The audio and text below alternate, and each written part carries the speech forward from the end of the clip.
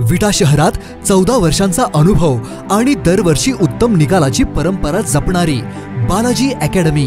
इथे 11वी-12वी सायन्स बरोबरच जेईई, नीट, सीईटी आणि एनडीए परीक्षांसाठी खास मार्गदर्शन दिलं जातं। अनुभवी शिक्षक, सुसज्ज क्लासरूम, दर्जेदार नोट्स, साप्ताहिक टेस्ट आणि विद्यार्थ्यांच्या सर्वांगीण अभ्यासावर लक्ष।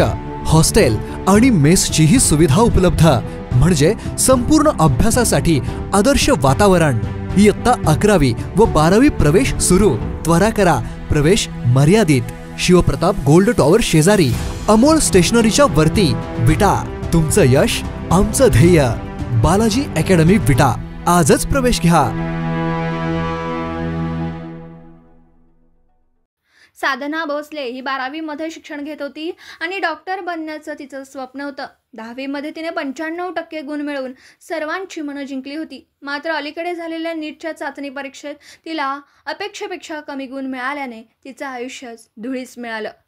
तिचे वडील धोंडीराम भोसले हे स्वतः एका शाळेत मुख्याध्यापक असून त्यांनी नीट चाचणीतील कमी गुणांमुळे साधनाला जब्बर मारहाण केली। निलकरंजी येथील त्यांच्या घरी जात्याच्या लाकडी खुंट्याने मारहाण केल्याने साधना गंभीर जखमी झाली। अत्यंत धक्कादायक बाब म्हणजे मारहाणीनंतरही तिला तात्काळ रुग्णालयात न नेता धोंडीराम भोसले दुसऱ्या दिवशी आंतरराष्ट्रीय योग दिनाच्या कार्यक्रमासाठी शाळेत निघून गेले। घरी परतल्यावर त्यांना साधना बेशुद्ध अवस्थेत आढळून आली।